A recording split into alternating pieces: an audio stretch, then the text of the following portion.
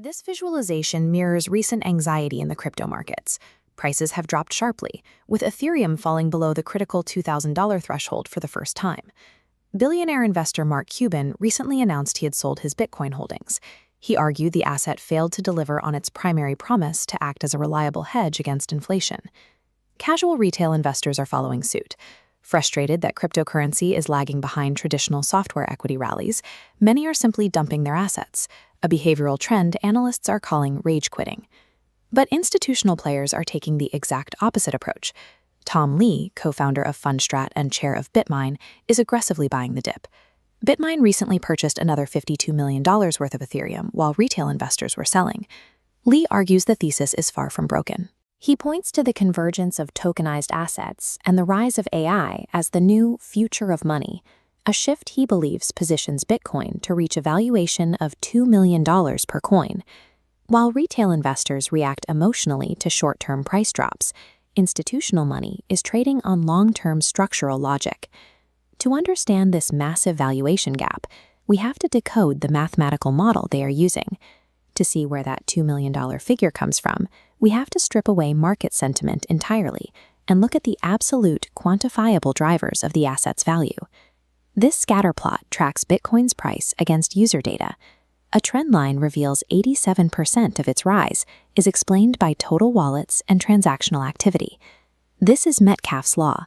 A network's value scales exponentially as more users join and interact. Daily price tickers fluctuate based on human psychology and market noise.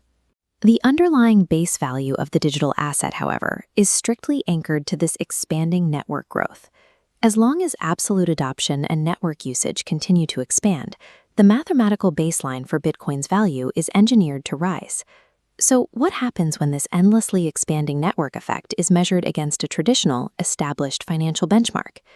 These market cap bars compare Bitcoin on the left to the massive umbrella value of physical gold on the right. If Bitcoin's network effect propels it to absolute parity with gold, scarcity kicks in. Gold continually expands, while Bitcoin is strictly finite. Capturing gold's total market value, then dividing it by Bitcoin's hard-capped scarcity, is the exact mathematical equation that generates Tom Lee's $2 million price target. Theoretical valuation models require a real-world trigger to drive trillions of dollars of capital onto a digital network. That trigger is tokenization. Wall Street is currently migrating traditional financial assets, such as stocks and corporate bonds and real estate, onto blockchain rails to achieve vast improvements in efficiency. This migration forces a direct link between traditional capital and the network coin. Because every on-chain transaction requires the native token for fees and settlement, the logic suggests that as trillions in assets move onto these rails, they create a corresponding demand that mirrors their dollar value in the underlying coin. The $2 million target is the calculated result of the global financial architecture migrating its tangible assets onto a mathematically scarce digital network. Looking at the current drop in asset prices and retail panic through the lens of this valuation model paints a very different picture. Analysts classify this period as a crypto spring. It is a window where an asset's market price significantly lags behind its rapidly strengthening network fundamentals.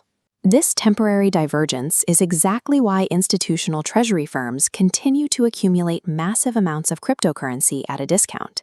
They are positioning for a supercycle, a sustained market rally driven by two forces. First, the tokenization of Wall Street, and second, the rise of autonomous AI agents that require these digital, programmable rails to transact without human bank accounts. Casual investors flee from emotional market noise, but the future of finance is quietly being built on absolute metrics of network growth, rewarding those who bet on the mathematical logic. This visual